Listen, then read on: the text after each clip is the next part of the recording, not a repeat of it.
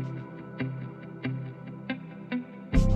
think it's important that we share, that we communicate, that we are open, and that we grow together to achieve.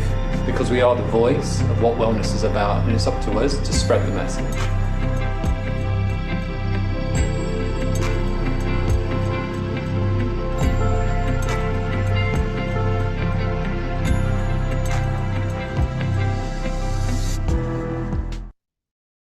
Ladies and gentlemen, good afternoon and good morning if you're joining us from the States.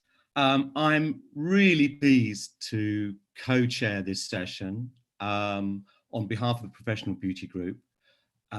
We are hosting our first day of 3 of the World Spa and Wellness Online Convention.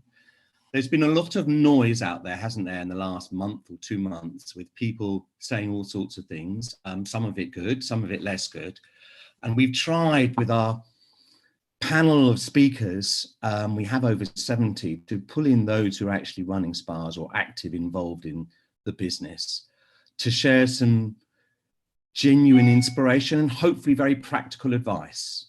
So that's our mission for the 3 days. And I'm delighted to welcome Anita Murray and Peigin Crowley of the Irish Spa Association, who will be sharing their ideas and their journey in a risk assessment and business continuity plan for Ireland. And I think whilst it's for Ireland, there's a lot that we in the UK and elsewhere can learn.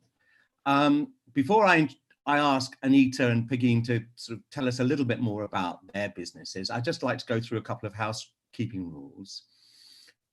There will be an opportunity for Q&A at the end. So those of you who registered, do put in your comments and questions at the Q&A button. And if there's time, I'll be bringing those to the fore. We are streaming on a lot of multiple social media channels. I think it's about 10, 11 of them across Facebook, YouTube, across the world, and on the Irish Spa Association channel. So for you, those of you watching on social media, welcome. And if you'd like to get more involved, do register via professionalbeauty.co.uk or your local professional beauty, and that will take you to a link. It's free and it's quick. So without further ado, Anita, aside from you being co-chair of the Irish Spa Association, what else do you do? Thank you. And thank you very much for inviting us to join you. So I'm the co-founder of the Irish Spa Association with the wonderful Peigin Crowley. I have 18 years industry experience and I'm the managing director at the Salon and Spa Company. I also founded the Edward and Pink brand, and I manage and work with a number of wonderful international brands in Ireland, including Casey International, Skin Door, Three Warriors, Margaret Dobbs London, and Fedua. So I'm busy. And thank you. Peigin, what else do you do? Like Anita, I'm more than 20 years in the industry, and I would be a spa and wellness expert consultant, and I would have developed the concept and the design behind the first La Mer spa in Ireland in Adair Manor and many other spas. And more recently, I've got into developing and designing brands, including the private label brand for the Cliff, the Well at Cliff brand, as well as our own spa brand, Moss of the Isles.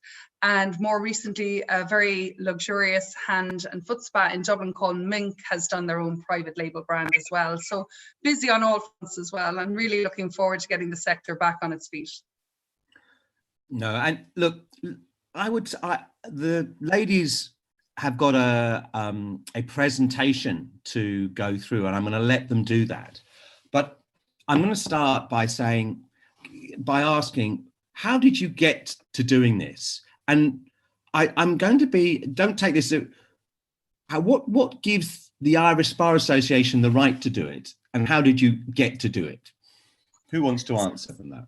I can take that one, Mark. So, this is an important time where we must all work together as a community to support and rebuild the industry.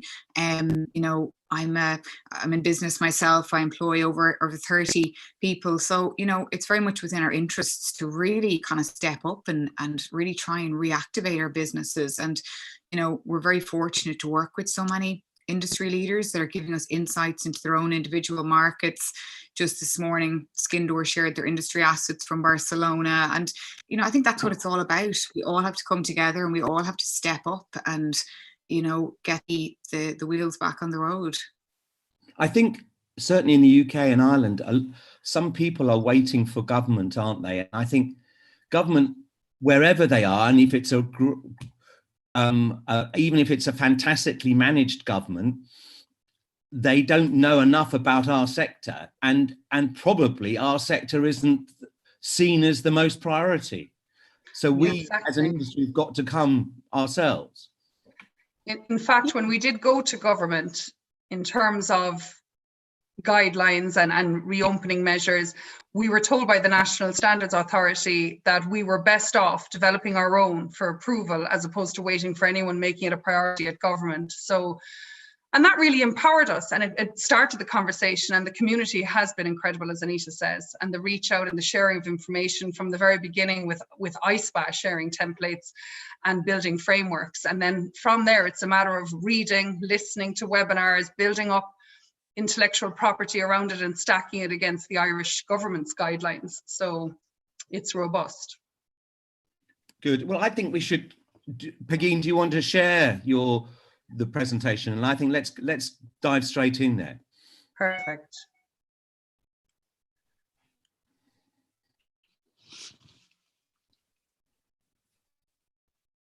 No, sorry.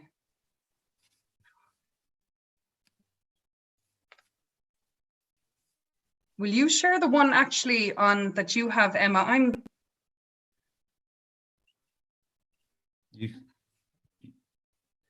actually. So Sorry, I might run through just while we're waiting.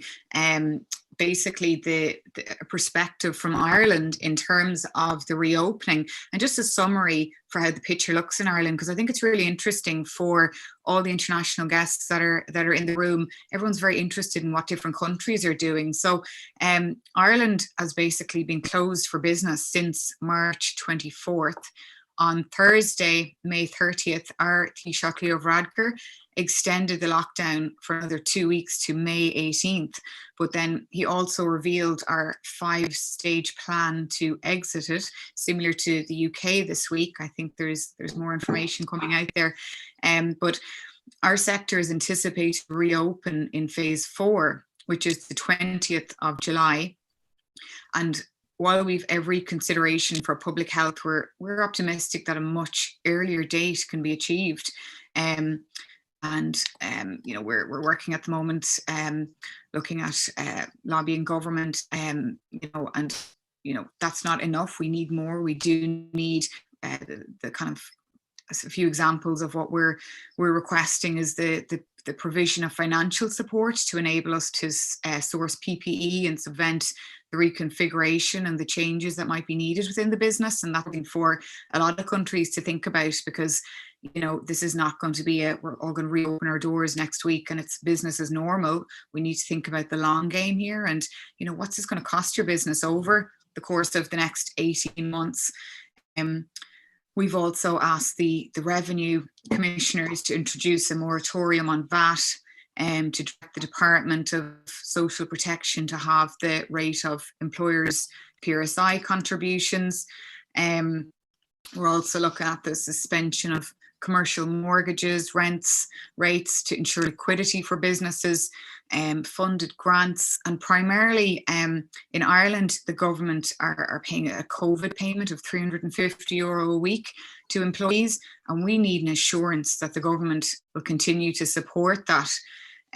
So I'm going to let Peigin just track back to the introduction there, and thanks, Anita. Thanks. So I suppose just to go back to the beginning again, the Irish Spa Association, we're 11 months old. We turn 1 next month. And we genuinely had to come together as the first official body to represent spa and wellness in Ireland, as there was no one to go to ask about inclusions for people with cancer, insurance rates rising. So we just came together ourselves. We basically have critical issues, growth, sustainability, professionalism, inclusivity as our objectives, but certainly in the last 7 weeks, it's been COVID-19 and business reactivation. We are a not-for-profit association. We're a team of 18 volunteers. We work together with some of the leading operators, spa operators in Ireland, and we're very grateful to have them working with us.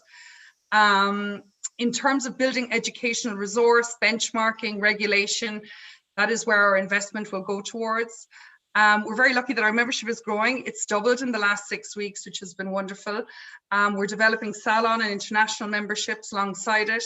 And we're very lucky in recent days that hospitality affiliates, including the Irish Hotel Federation and Fall to Ireland, have come to us in terms of guidance within our sector for hotels. So that's been wonderful.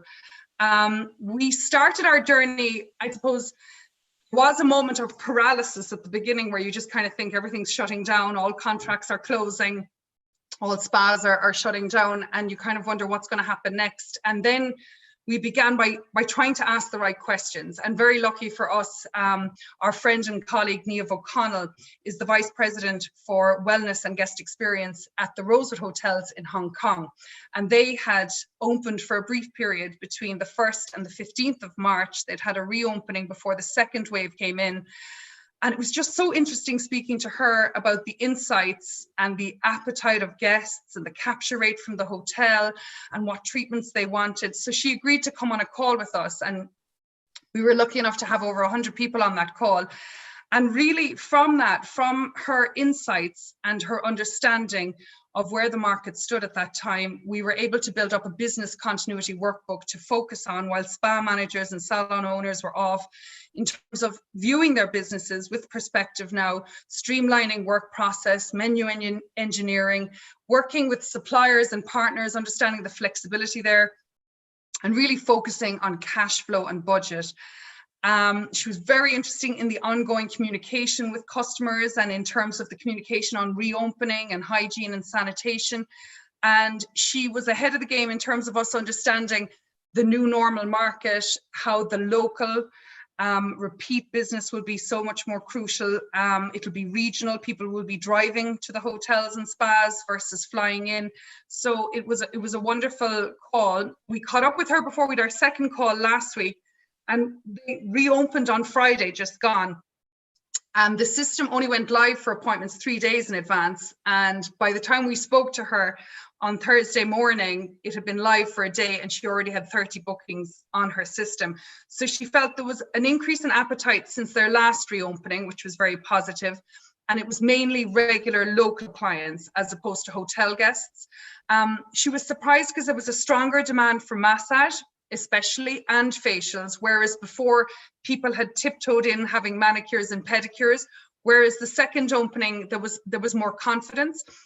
The therapist to the left there, as you can see on her team, they were fully masked plus goggles but no gloves, and the guests, although nervous, she said they were appreciating the extra hygiene precautions. Did she talk about occupancy levels at all? She did. She said the hotel was possibly 35 to 40%, and that the capture rate within that was about 25%. So it's still, hotel was slow, but local business was high. So it was interesting. What was most interesting, she said, and what's very positive for all of us is upon the guests leaving, having had the treatment and being inspired with confidence, they were buying a lot of gift vouchers. So the bulk of her revenue was actually coming from gift vouchers post-treatment, which is very positive, I feel. I mean, Nadine, I'm going to interrupt because I think it's going to throw, you might do tell me to shut up if you've got it coming up later in your presentation, but some people would say, look, at 25% occupancy, I can't afford to open. I think the lead time, I think what's more interesting there, Mark, is the lead time to opening, that they were given governance to open, and then there wasn't much time to promote it and drive it. So it was very short lead time. And that's why she was surprised herself. They wanted a slow, soft, learning opening, rather than, I wouldn't take that occupancy as business occupancy as the new normal. I would take it as an opening weekend where they're taking their time at it. Yeah, so in other words, it's an opportunity to build. And I don't suppose you've had any feedback if that has built. We haven't. I caught up with her. What was interesting that we spoke about as well was the pool and the thermal. Her thermal is closed in terms of steam and sauna, but the pool is open with social distancing at 1.5 meters. So she said they might look into making that a bookable, that even using the pool might be a bookable experience versus just turning up in your robe and slippers. So they're still finding their feet. It's kind of, they're living and learning every day. And that's why I wouldn't look at capture rates or occupancy just yet. I think there is a moment where they have already opened and had to close, which has costs. So they don't want that to happen again. So they're being very careful. Is it the view of your members and your consultation is that the general view, or is it split, that people should open when given the opportunity, on the basis it's a great way of building business? You've got to start from somewhere, or do you feel that business, obviously it's an individual business decision, but is it the view that one should open as soon as possible? I think every business will be different, and even in Ireland, as I'm listening to different webinars, for some businesses, opening in July or August and building slowly into a season where they're going to be low and not very busy. For some of them, they might wait till February, March, just simply as the investment for reopening. There'll be, there's talk of a second wave of the flus in October, November that people are nervous of. So every business will assess it differently depending on the seasonality and depending on, the corporate business. People in corporate travel, because everyone has survived this period on Zoom and doing what we're doing now virtually, businesses will be trying to do an awful lot of business in this way. So corporate market will have reduced, your leisure market will be domestic and regional. Every hotel spa, now high street is different, but if we're just looking at this in a hotel context, I would say to you, some will open and do well domestically simply because others have decided to wait till February or March. So it's a win for some. I don't know how it's going to play out yet, but it's an interesting way of looking at it. Yeah. Again, I'm sorry, I'm one more question. I'll let you carry on because I know you've got a lot to get through, and it is a really interesting presentation. So I want to give you the opportunity to share it. But I had an anonymous question, whoever's given it, but I will ask the question because this questionnaire is saying, look, actually, there's groups of salons and spas who don't want to reopen earlier because they feel that clients will feel it unsafe. How do you answer that? I'm a firm believer in when you're confident, if you feel equipped and if you feel confident and your business, to me, your clients, when people are reopening, there will be some that open and don't open. And at the risk of not opening and your clients going somewhere else and finding it very satisfactory, it's about being equipped, working to guidelines, working through checklists and wanting to be open and believing it's safe to be open and being assured because, and even at the ISA, it's not just about handing out risk assessments and doing checklists. It's about building an accreditation that you submit that homework, it gets reviewed, it gets audited, and that you feel confident yourself that there's a second pair of eyes looking at it and asking you the right questions. So it is a confidence issue, but certainly from a commercial standpoint, every business should be looking to equip themselves with the information to open. And I think your clients will follow you. I think we need to meet their needs. We need to see what they're needing. Like it's, as Anita said earlier, we talk about this new normal. The client has changed in this time and we need to meet that. So we've all suffered fear and paralysis during this time, but we've all come through it. And I think confidence is a big thing. Knowledge is key. and not forgetting our place that we're needed. People need us, so yes, we need and to I meet think that. when you go through the presentation, you look there is a counter argument, which is also that there are the cowboys and cowgirls who are operating. Yeah. I mean, The I've black seen market. Sunday papers, the UK Sunday Yeah. papers are saying these people are operating, and at least you provide the decent guidelines.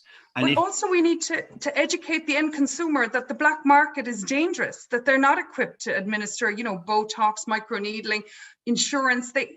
We have to educate the end consumer that already with hair, I mean, we're laughing, you know, if someone has their hair colored, you're almost looking at them now saying, who's doing, you know, we're intrigued, but we also need to educate the end consumer that it's not safe. No, indeed.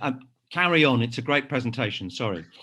Well, I'm going to hand over to Anita now, who's going to just take you through Ireland and the position we're in now. So thanks, Mark.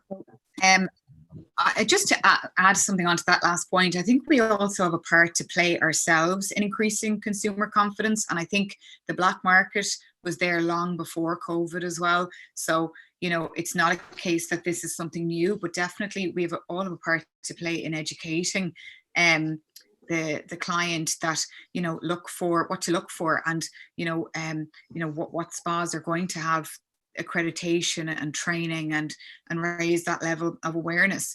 So in terms of reopening Ireland, we've covered those points, and I might just jump straight into our core objectives. And again, it's kind of feeding back into that last point. Above all, we are ensuring the health and safety of our community, our employees, our guests, our customers, and our friends and our families. And that always must be at the forefront. We're not looking to reopen our doors from a commercial perspective. There's a lot of things that really need to be considered here. So yes, we must enable the commercial sustainability of our sector.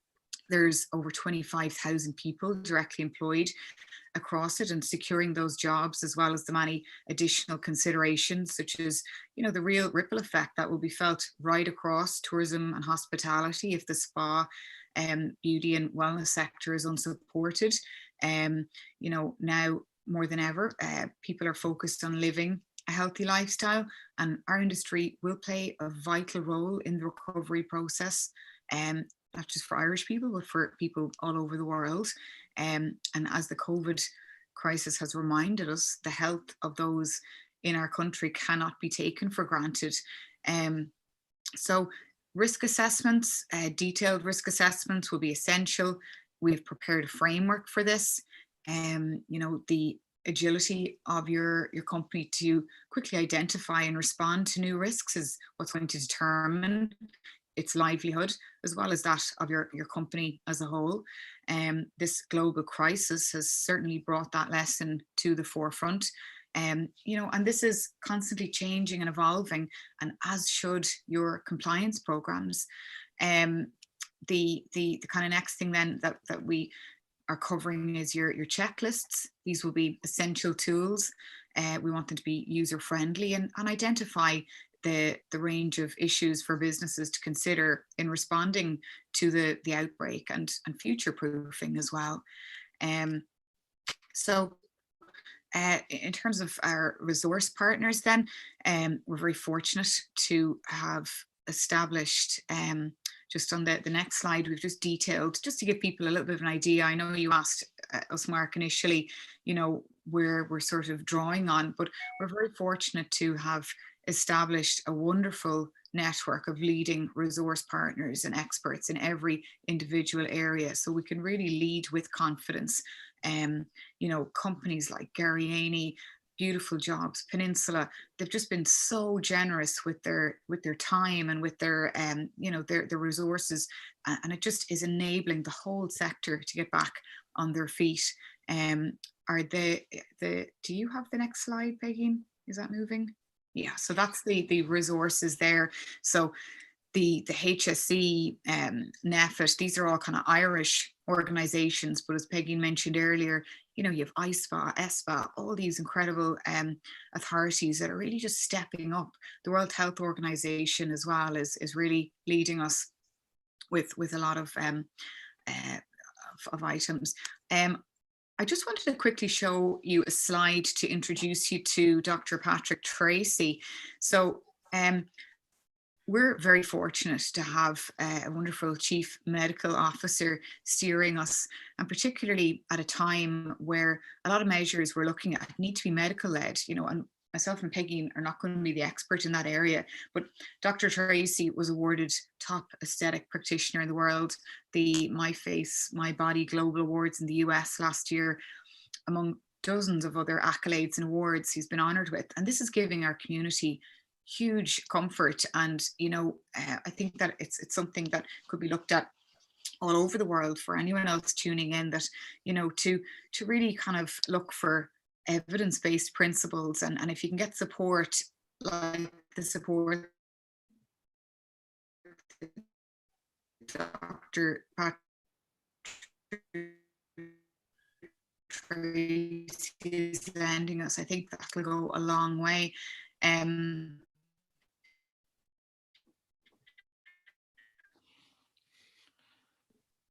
Anita, I don't know if it's me, but I think if you want to perhaps hold your video. I spoke to Dr. Tracy this morning, and today, it's his day. Got me? Okay? Yeah, just your sound went. Perfect. Am I back? Yeah, you're back. You're back. Great. But just seeing as today is International Nurses Day, I thought it was interesting. Did you get the point about Florence Nightingale? No. So her key nursing. Okay, so just Dr. Tracy mentioned this morning. I thought it'd be interesting, seeing as the day that's in it, it's International Nurses Day. So her key values focused on maintaining good hygiene, regularly washing hands, and carrying out evidence-based principles. And I thought that was so interesting, and it widely echoes this past few months. And I think we can all, I know we're not medical professionals, but it's relevant to us all. It really is. So I'm going to jump straight into our blueprint. Is my sound okay? Yep. Yeah. Great. Yeah. Brilliant. So we're really pleased to share this blueprint with you. And for anybody that's joining us that might have been on a previous call, some of this might be repetitive, but you know, we understand that an inevitable lead-in time will be required to prepare staff and premises and ensure physical distancing layouts and other resources are sourced and available. And we also are kind of aware that government would need a roadmap if we were to have the opportunity to open our businesses earlier. So we've spent the last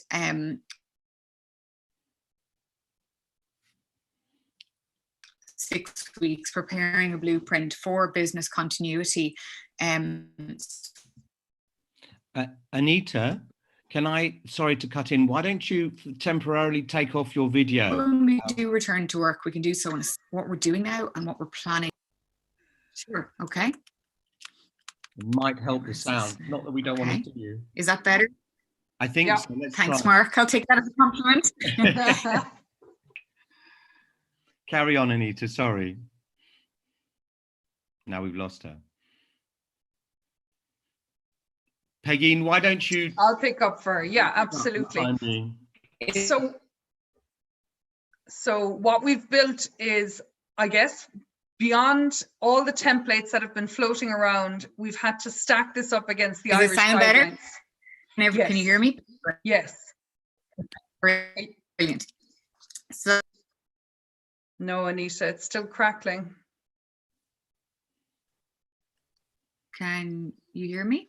Yeah, go again. Try again. Do you want me to jump in? Yeah, jump in there, go. Okay, right.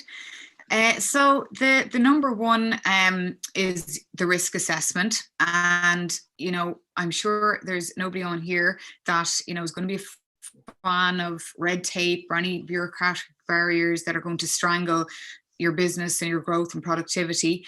But most companies will have to prove they have a risk assessment around working conditions in the salon or spa with COVID in mind. You must ensure that you can show that the necessary steps are being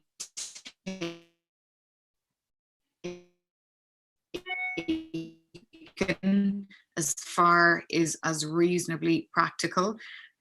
Mark, you asked me a on the employer. And this is why this is very important, because the overriding principles should be safe, rationale, evidence informed, and fair and open approach. And as a manager or a spa operator or salon operator, as long as you have a good framework in place and a good risk assessment, you're going to identify any of the pitfalls, and you can reasonably maintain your business continuity. So where the risk assessment identifies wearing of gloves as a requirement of the job, and adequate supply of these should be provided, and staff must be instructed on how to remove these carefully in order to prevent contamination. There's an interesting slide later on that we'll share with you on that point. And above all, it must be understood that gloves are not a substitute for good hand washing. We would welcome the widespread use of the assessments that we have in place to really raise the standard at this level. Another area is, now the blueprint is very comprehensive. We're just touching off the kind of key points that people might find interesting. Returning to work, what we should be doing right now, start thinking about business continuity and return to the unoccupied premises. Common issues, according to our consultancies, would be Legionella, pest control. You might think your spa or your business is clean, but you need to have the documentation to validate and verify that. And the documentation is really, really important here. You have the reverse burden of proof. So if in 6 months you're asked about a cleaning rota, and if you don't have it in place, you're not going to be able to prove it was in place. And that's where the difficulties might arise, because there's an element of unknown as we begin to reopen our businesses as well. Infection control, hygiene policies and procedures, again, are very, very important. Preparation is going to be everything. Summarizing some employers' considerations, you're taking a look at stress management, workplace stress, specific codes of practice within our spas and salons, observing social distancing guidelines. How's your business going to implement that? A review of your employees that might be considered more vulnerable, higher risk, expectant mothers, for example. Then your hazardous substances, you will have an increased use of cleaning agents. We're going to be using a lot more chemicals. There's the Chemical Code of Practice 2020 that's been launched. We're going to be looking at that as well. We're using different sanitizers, soaps, foams, bleaches, and we're supporting members with and provide a free one-to-one consultation via a video call with our health and safety consultant, and that just gives a good starting point and takes the stress out of it all. Is my sound okay? You guys getting me? Yeah, it's okay so far. Just so I don't speak for half an hour and then you tell me no one could hear me. So we liaise with a company called Peninsula for expert consultancy in this area. And this is where we want to really just go that step further. We don't want to just provide these templates and run. We've engaged with, really the authorities in these areas. You might be familiar with Peninsula. I think they're in the UK as well. But the next slide then, just an example of a risk assessment or a SWOT, sorry, Peggy, it's one down. Just an example of a risk assessment or a SWOT analysis of your treatment menu. Ultimately, if you can't adhere to and observe social distancing, you're going to have a risk assessment in place. This is just a sample now, but you're going to be looking, every business is going to be different depending on, the luxury of space that you might have, or the provision of masks and gloves and the nature of the treatment. So it's just food for thought.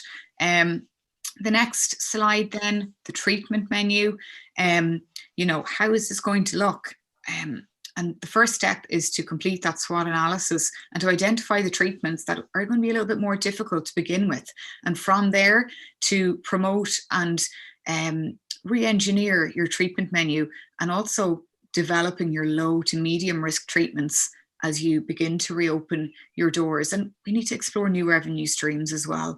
I don't think that there's any concerns that when we reopen our doors that the business is not going to be there, but I think that the need will remain, but the interface will change. So that's something we really need to look at. But we would say look at, stress management, counselling, introducing shorter express treatments, machine facials, companies like you have your Casey treatment systems, hand treatments.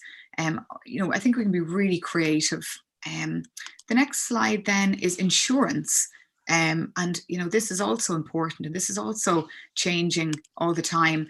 Is there cover? If not, why not? I work with a company in my own business called Brian Mullins Insurance, and they've been steering us as well. And they specialize in beauty and spa, so they've been very, very helpful. But while policies differ, under standard policies, the business interruption section does not include forced closure. So in most cases, our policies were based on a specified list of diseases, which COVID-19 was not listed, of course. So the outcome was deemed that no cover was in place. So a policy may provide an extension under the business interruption section for notifiable or infectious diseases. However, for a claim to be successful, there must be proof that any outbreak occurred on the premises, which again was not really the case for most businesses. So in short, because COVID-19 was declared a global pandemic, it's unlikely that any insurance policy will be able to meet the demands of the floods of claims. But moving on from there, what you need to do now, unattended properties, you need to make sure that you're in touch with your insurance company as the lockdown measures are extended. A big exposure is the continuing requirement of you to engage with your insurer and let them know that the premises is empty or vacant.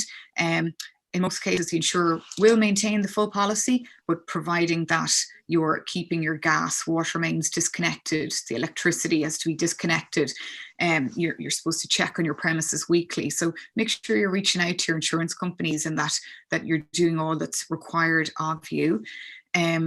Employers' liability is another area. We're all working from home. Make sure, if necessary, your policy is extended to cover any activities that are away from the premises. Then we have our defence checklist, and this is in place to maintain awareness and information and your preparedness for trading during what's going to be more challenging times. Advanced planning is key. So your checklists and your documentation is going to be essential to keep on top of your staff policies, your training, and to educate your staff about updated sanitisation practices. And really importantly, handling, the customer about those practices and educating the customer so they know what to expect when they come in. The other area then is the use of PPE. This is going to be difficult because obviously the pricing has increased exponentially, but and I know the jury is out for a lot of people still on PPE, but ultimately if you're unable to maintain social distancing, serious consideration needs to be given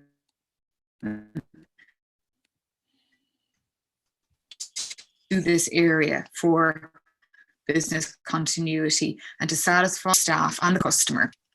You're looking at screens, gloves, uniforms, aprons, and then we can still maintain our core of hospitality, well-being, care, and even luxury by adopting beautiful welcome rituals, cleansing the hands with incorporating essential oils and disposable hot towels. Scrummy is a fantastic company that's making biodegradable disposable towels, and that's an interesting area to explore. On the next slide there, you're looking at this is from the Lancet study, and the masks, we're talking about the COVID living on them for 7 days, and that's frightening, but it really just brings home the importance of performing proper training with your staff, how to remove them, how to dispose of them. There's just a little snippet there from the Kapinski group. beautiful hotels, and this is something really creative they have done, and it's kind of nearly introducing an element of luxury into it that I'm protecting you very much. Anita, you're do in Asia as well. We're really reassuring the guest and reassuring the. Do you have me? You're yeah. okay. Okay, brilliant. So I think that have you got me? Yeah. HR, we've excellent communication templates that Peigin will discuss as well shortly. In terms of recruitment, we work with Beautiful Jobs, and Maria, our committee member, is fantastic, and she's got incredible experience.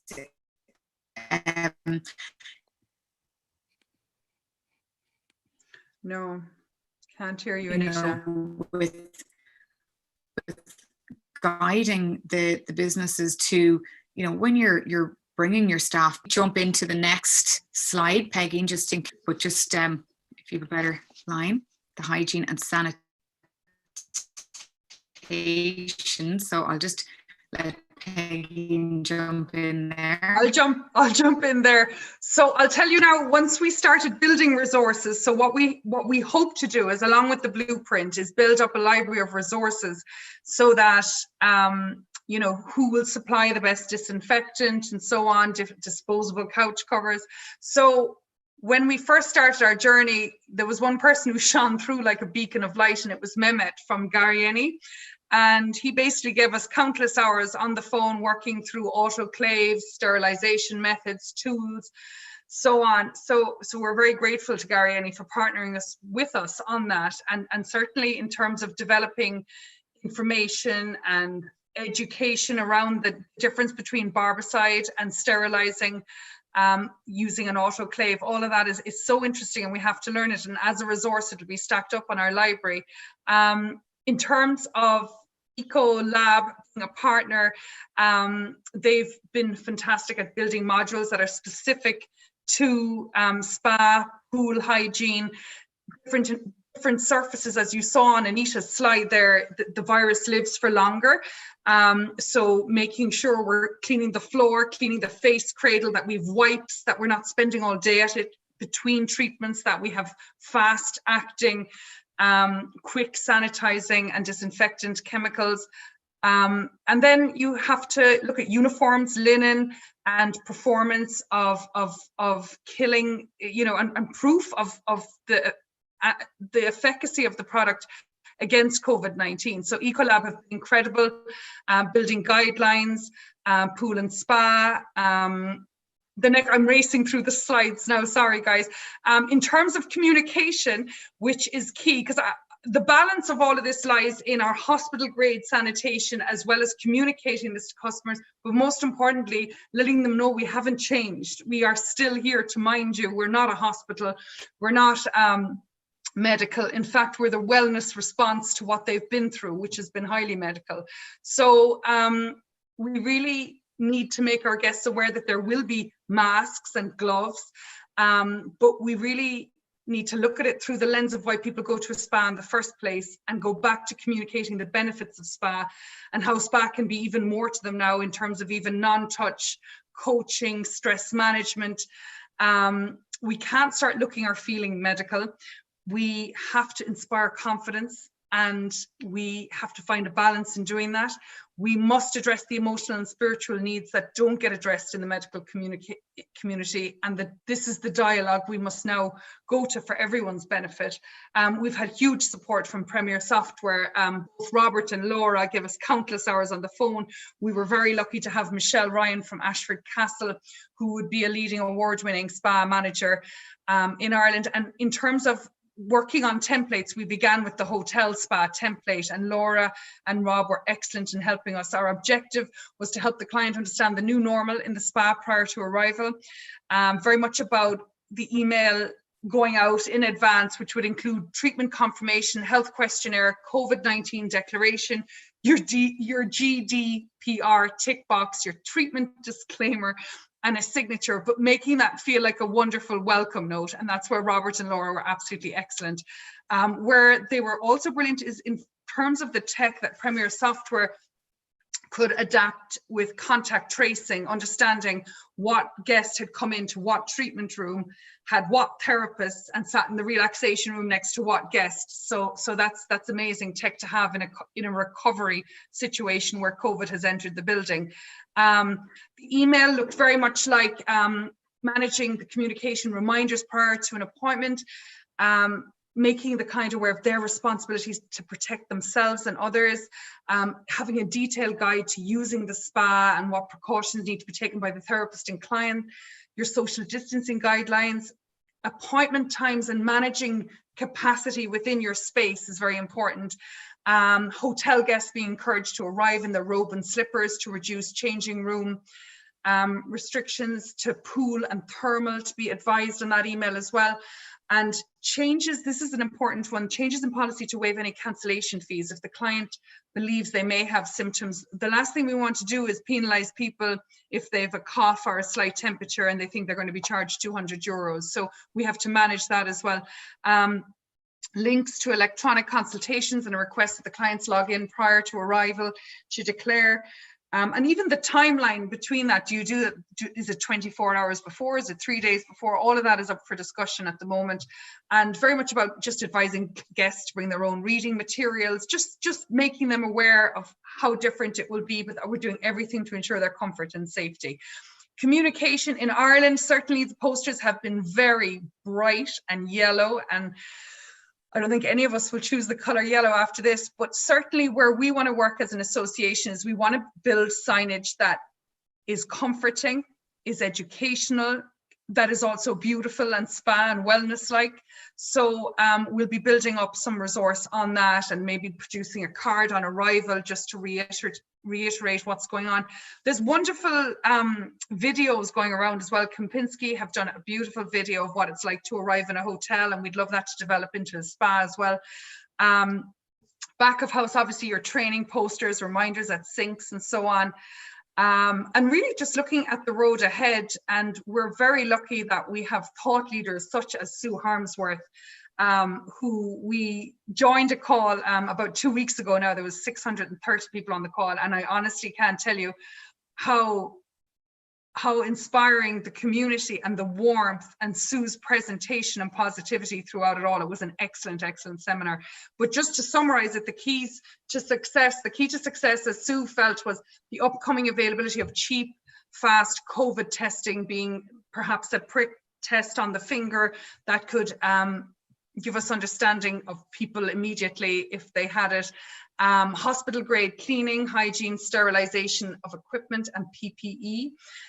Sue was very strong on no discounting, that we need to justify the rate by hygiene measures and investment, and certainly in terms of capability and capacity when we go back, if anything, once we get a grip of this, rates might even go up, and we're not to be afraid of that either once we understand demand. The demographic change, very interesting how Sue nailed it, that there will be a decline in the older and the vulnerable, but the growth will live in the kind of under 40s market. Very much about slimming down the menu, less appetite for massage and facial, beauty will increase. Online retail, we must all take advantage. Local community, this is the focus. Wellness memberships, supper clubs, let's get them talking about 360-degree wellness. Medical spas do have a huge advantage in terms of clinical aesthetics. I suppose they already inspire confidence in terms of hygiene and wearing PPE. Upskilling our therapists, developing empathy, which is such an interesting development, and certainly how you train and develop that is an interesting question on the emotional side. There's also the future-proofing, the online training, lifestyle, preventable disease, contraindications, SOPs, serious training on that for the therapist. And then in the long term, building immunity, lung function, breath work, and all in all, it was an hour's seminar, but it was very inspiring. I'm just barging in there. Yeah. Interesting on the menu. Yes. I think spa and salon operators would be needing to look at obviously demand, be what is perhaps the safest treatments, but also to look at, ideally mix that in with what is profitable. You mentioned there quicker treatments, or it has been mentioned. It is vital for people to look at their menus, not just for what is the safer treatments, but also what will actually work within the new environment coming out. Yeah, I mean, you're balancing appetite with profitability with capacity. So there's a couple of layers to it. But in terms of doing it safely, I mean, treatments, being in a closed room and understand, like every room is different. Where you have a massage, some rooms are tiny with low ventilation, and this is a respiratory disease. So air quality is going to be very important, and really running through your risk assessment and detailing out where you are vulnerable. And then where you're not vulnerable and you feel confident, it's about wearing the correct PPE to protect yourself and the guest, and doing the treatments that can be done and that are profitable, as you said. What do you think about this? I think in Ireland it's the same as UK, that everybody is pushing the 2 meter rule. In Germany, it's 1.5 meters. In France, I'm told, only today, I might have got it wrong, excuse me if I have, it's a meter. It is, you hear that the 2 meters was very arbitrary. Certainly if I sneezed at you, it could hit you 4 or 5 meters away. What would you say for that, particularly on smaller spas and salons? I'm going to let Anita take that one because she's quite passionate about it. So you go for it, Anita. Thanks for that, Peigin. I think that we might end up with a 1 meter. I think that in the Irish guidelines that were just released this week, they did mention that where it wasn't possible, that workers' desks could be 1 meter. So I don't know if anybody noticed that, but that could extend to your nail bars and other stations as well. But I think that there's a lot of safeguards you can put in place to allow us to move forward with the 1 meter, like the disclaimer before the guest arrives in the salon or in the spa, introducing PPE. But I think that that there is a few bodies in Ireland and potentially over the world pushing for an acceptance of the 1 meter in order for reasonable business continuity. The restaurants and the hotels are pushing. I've got 2 ladies, one Christine Clinton, an Irish woman, but of course, as you know, she's based in Philadelphia at the moment, and she says she has practices in the States and in Dublin, and she has a huge wait list for her massage. So good for you. I'm not surprised, Christine. Well done, well done. And I think Marisa Dimitriadis in South Africa has also said that her clients have those who are getting in touch are very much reaffirming their need to be massaged. I was surprised in Hong Kong, where originally beauty led the treatment choice, and this time it was massage leading, and then facials, and then beauty. And she was surprised herself, and she was delighted because the power of touch is at the center of everything we do. So to eliminate that would break all our hearts. So I think sharing these positive stories is really important, and making people feel confident and not afraid, because fear will mean you stand still. Right now you have to keep listening, keep learning, keep reading, keep moving. Ladies, we've officially, we can run over a little bit. We've only got 5 minutes left. Is there do you want to is there any particular elements of the remaining part of the presentation you particularly want to highlight? And before you answer that, will it be, I've had a question from Adele Heymans. I'm sorry, Adele, if I've got it wrong. Heymans, will you share this presentation? Will it be available? The presentation won't be available, but if you go to our website and come onto our database, our blueprint will be, it's being formatted at the moment and it's going live at the end of the week. So the blueprint will be available to everyone. And then for our members, the Bar Association website. Yeah, but for our members, then we will have the business continuity. So to supplement the blueprint, there's the business continuity workbook, risk assessment, free documentation audit with our partner. There'll be communication templates, eco-lab, diversity, online training modules for hygiene, guidelines for pool and thermal, recommendations for sterilisation equipment. And Gary and I have put together 2 brilliant slides for this presentation, but unfortunately my techie skills meant I went to an old presentation. So I'm sorry, Mehmet, for all your work, but that will go out to everyone in our membership. And then efforts of sourcing. I mean, Anita and I are both very passionate about people getting back to work, feeling confident and feeling equipped most of all. So we're actually sourcing high grade, low cost PPE ourselves, which we will sell on to members at not-for-profit at cost plus shipping. So we're doing everything we can, and we're, you know, the response from people on this crusade has just been incredible, and we're very grateful, and we really would like to thank them. So in terms of Peninsula, Premier Software, Laura and Rob, Beautiful Jobs, Maria, Mehmet at Garieni, Janice at Ecolab, and Brian at Brian Mullins, we say thank you to all of you, and everyone else who wants to reach out and join us on this. We'd be delighted to welcome you. So thank you.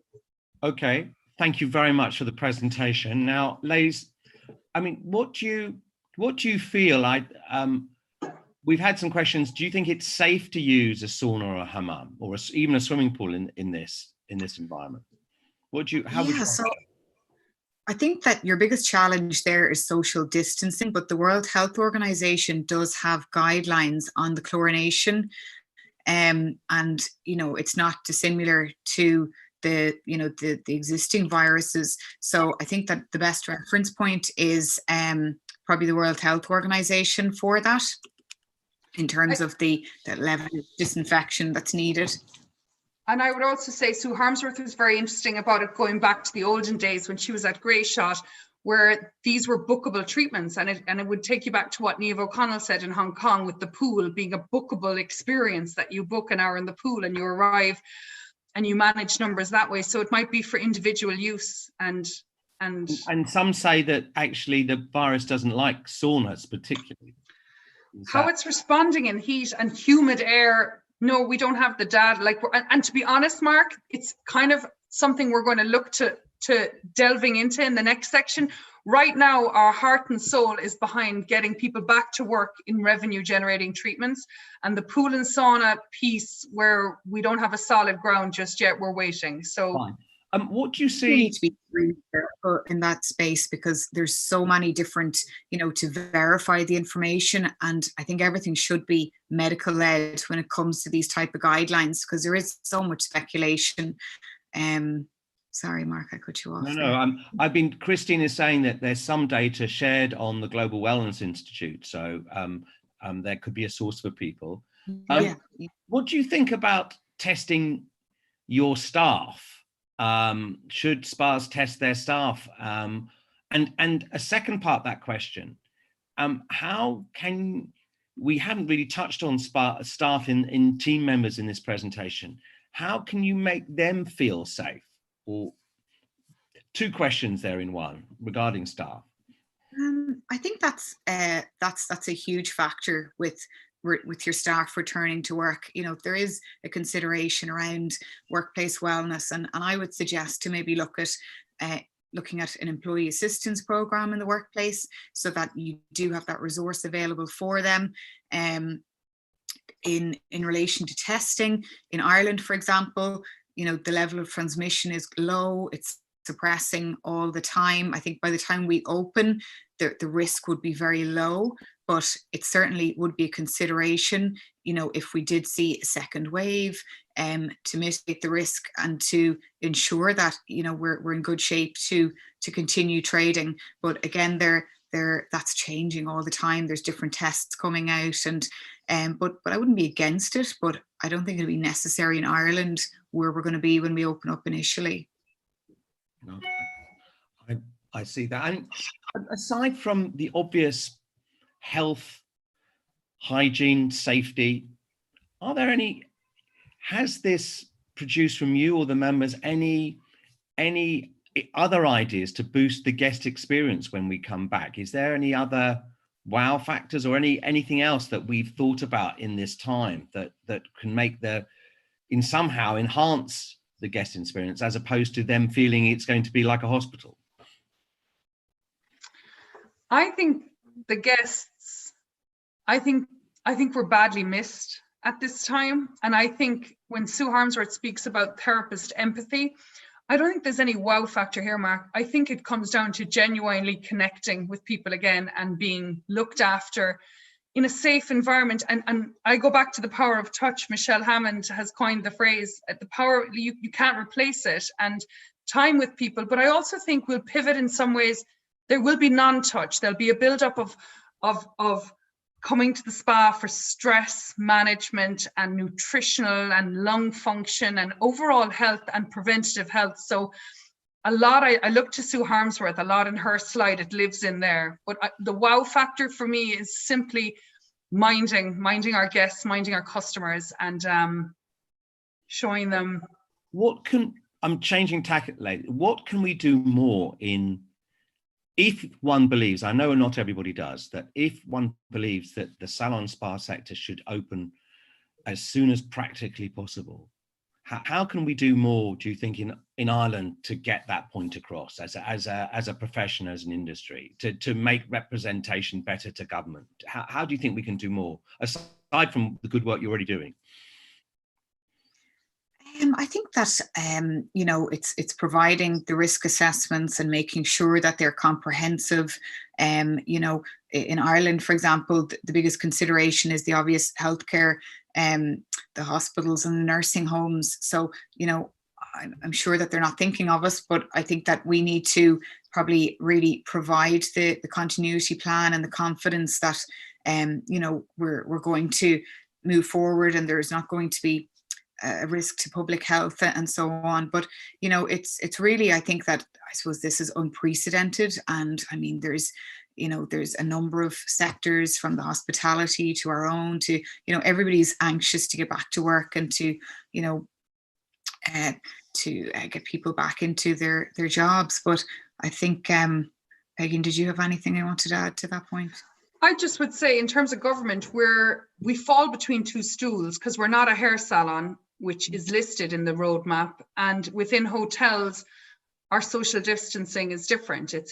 We can't adhere to it. So I think it's so important that we appear robust, that we've thought of everything we possibly could, that we've equipped everyone to be confident, and therefore government will see us as prepared and ready and have the PPE, what's required. And I suppose it's where we struggle is we don't want to take PPE from the front line, but we it's just getting a measure and a balance around it all.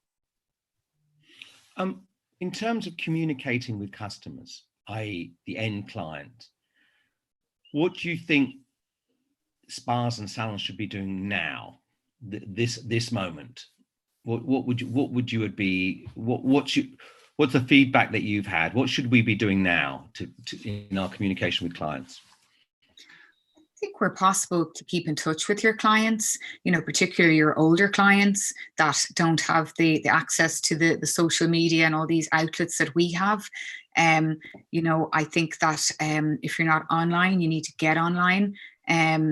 I'm not sure what other countries are doing, but Ireland has a grant for the websites, and that expires this week. So that's really important to take advantage of that, and to explore and to be creative and to look at, how you can do virtual consultations and facials for your clients, and even if it's like breathing exercises. But I think that people won't forget that, and I think that if we remember our clients now, that when we reopen, that they'll be good to us in return.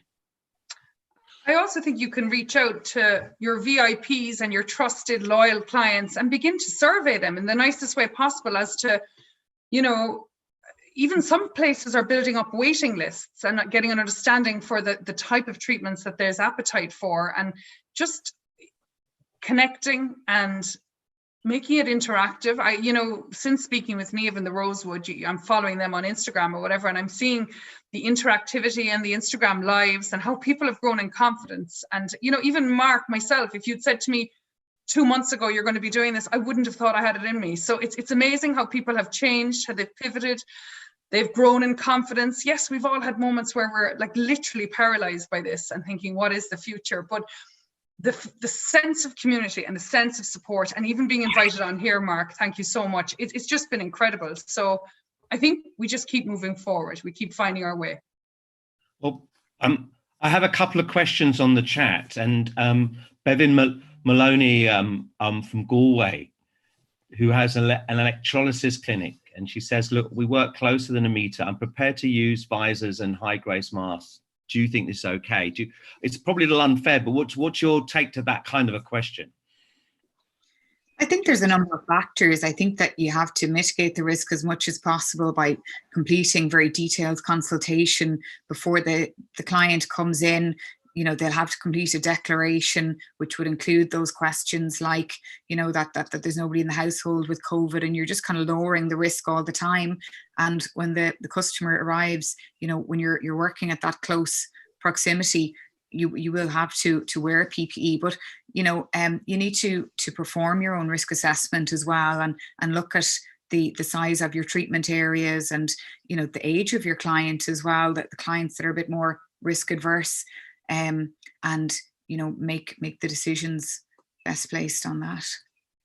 I just on the fact from you, Peigin's notion of a VIP list, Maurice has chatted to that with her clients in the US. I'm sorry, in South Africa, and I know also that a couple of UK salon owners have just reached out and were surprised and heartened by, you know, that do people still want us?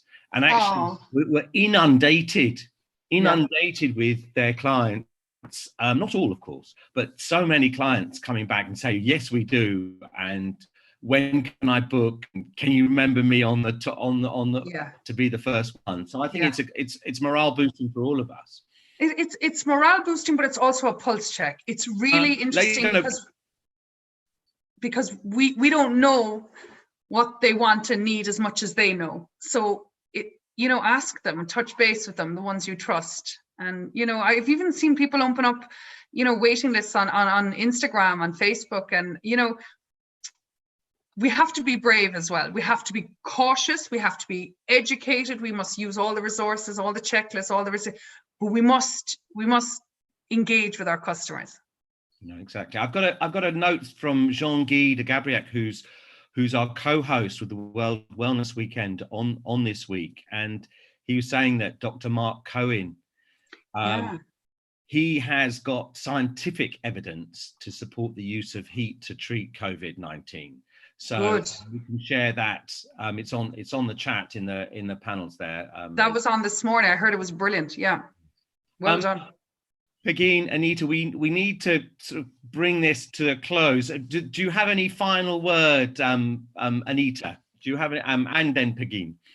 I will end on a huge thank you to everybody that is supporting us, and please reach out if you've any support to offer. And as for all of the spa operators and therapists, you know, you can keep in touch with us on our social media channels and on our website, and we're here to help. So for as long as we have the time on our hands, we're here to help. So please reach out. I'm seeing all the names come up on the screen. Nuala, Wolf. It's just so lovely to have you all, and it's so great, Mark, that you facilitated this. And all I can say is both Anita and I are growing in strength and confidence, and our tech skills are getting there. And we're just delighted that you've the patience and the trust in us. So thank you so much, and thank you very much, Mark. Really. Oh, it's real pleasure to get the view from Ireland. I think in Ireland, from a UK perspective, has come out to this very well, and we've noticed what's coming out seems very organised from the country. So thank you very much. Looking forward to seeing you soon in person, hopefully. Definitely. And ladies and gentlemen, we'll end the panel now. I must announce the next panel at 5 p.m. UK time. Look forward to seeing you all there. Peigin, Anita, thank you both very much. All the best to you. Take care. Bye-bye. Take care. Bye-bye.